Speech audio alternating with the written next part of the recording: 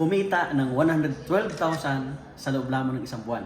Kasama natin ngayon si Sir Jason Bulabos. Yan. So, ngayon, siyempre may katanungan tayo sa kanya na sa lahat po ng mga nanonood ng video natin ngayon, sa lahat ng mga kabataan, okay? Sa lahat ng mga empleyado, OFW or breadwinner ka. Tama? And isa po sa mga ihahatid sa inyo ngayong video na to ang inspirasyon na kung saan isa sa mga naglakas ng loob ng kumita ng malaki at the same time makuha yung mga pangarap niya. Okay? Nandito si Sir Jason ngayon. Yes. Hello guys, lahat ng mga viewers. Yes. And actually, nandito tayo sa main office natin ngayon. Ayan. So, syempre may mga tatanungin tayo, may mga itatanong tayo kay Sir Jason. Ano yung naging mindset niya way back before? Kasi ang background nito, siya na magpapakilala. Okay, please welcome natin Sir Jason Bulabos. Ayan.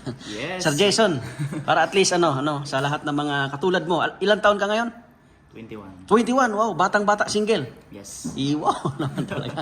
Sa lahat ng mga kamay single dyan, no? So, Sir Jason, bago ka mapunta sa ganitong opportunity, anong background mo dati? Yun, pagkilala mo na ako siguro guys, sa lahat po ng mga viewers natin dyan, di ba? Pa-heart, and siyempre pa-share ng ating video na to para Yes. mas marami tayong ma-inspire. Yun. So, by the way, sa lahat po ng mga viewers natin, I am Jason Bulabos. I am from Davao, and siyempre dati tayong estudyante. Yun, no? So, guys, estudyante. So, in short, maraming mga estudyante ngayon, bro, no? Na kung saan talagang nag-iisip na rin. Kaya, advantage kasi sa panahon ngayon, maraming mga kabataan na gusto talagang kumita na. Kasi, marami, do? Proven, madaming mga estudyante ako nakikita na kumikita sila habang nag-aaral. And ang advantage sa'yo, bro, bakit ka nag-decide na, alam mo yun, gawin to at itry to? Actually, isa sa mga reason po talaga, yung buhay na mahirap tayo. Kaya nag-decide talaga ako na what if maghanap ako ng opportunity na makatulong sa akin. Kasi ako, background ko naman guys is estudyante, broken family. 6 months pa lang wala na tayong parents naghiwalay. Kaya isa yun sa mga reason ko na hindi ako papayag talaga na kung ano man yung gusto kong marating, dapat gusto ko talagang kunin. So nakita ko itong opportunity na ito, and good news dahil dito natulungan tayo. Yun. Di ba? So in short, nakita lang niya as a stranger, di niya alam yung opportunity, pero naglakas ng loob, in short. Kaya sa lahat ng mga estudyante, kayang-kaya mo, no? Yes, kaya. Kayang-kaya. Kasi wala naman magaling sa una eh. Lahat tayo nag-uumpisa sa walang alam. Ang pinaka bottom line sa iyo is naglakas ka ng loob, no?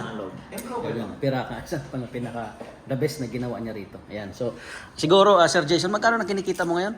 So actually, kumita tayo ng good news kasi nga kumita tayo ng 112,000 in just 1 month. Yun, no? Di ba? So imagine, no?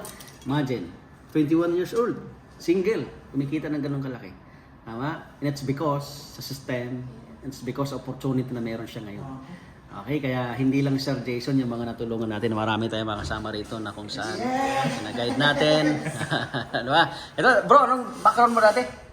Security guard. Yun. Isa rin sa mga kasama natin dito. Yan si Sir Richard. Sir Richard, anong background mo dati? Dati po akong welder. Welder. Imagine, ito meron tayong pinakamas bata dito, si Sir JB. Sir, ano pong background nyo dati? Dating artista. Ayun. Dating OFW. Ayun, OFW. Ayan, andito rin si Sir. Karating lang din. Sir, anong background mo dati? Dating security guard. Security guard. Ngayon, magkano kinikita ngayon? 100,000 every month. Yun, no? Di ba? Lupit.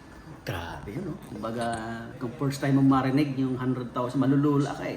Pero pag nandito ka na sa tamang opportunity, sabihin mo, kaya pala siya. Tama? Kaya ang bottom line, lakasan lang ng loob, di ba? Excited ako na ikaw makasama ka namin dito. Especially kung single ka, tulad ni Jason.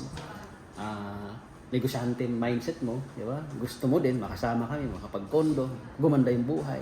Excited kami makasama. Kaya. Ano masasabi mo, bro? Sa last? Message ko sa lahat ng mga viewers natin, kumbaga huwag kang mag-stay kung ano man yung buhay na meron ka ngayon. Kasi nga, meron ka pang mas igagaling. At the same time, meron pang mas buhay na deserve para sa'yo. Iyon. Kaya sa akin, huwag ka lang maghinayang, huwag ka matakot na sumubok sa mga opportunity na dumating sa'yo. Kasi nga, malay mo, yan na pala yung binigay ni God na opportunity na makatulong sa'yo, kagaya sa akin. Exactly. Yes. Galing. So, Baka isa yung video na ito, bakit ka nag-stay hanggang ngayon? Baka ito yung sign na naghanap ka rin ng opportunity kagaya lang din namin noon. yun, no? Di ba? So, ang ganda. Ganda ng sinabi ni Sir Jason. Bottom line, Okay, kailangan mo lang din magsimula, step up, gawin yung mga bagay na minsan kinakatakot natin. Okay? Kaya again, excited kami makasama ka. Okay? See you. Pwede ka mag-comment sa inbox para at least may guide ka namin. God bless and good luck.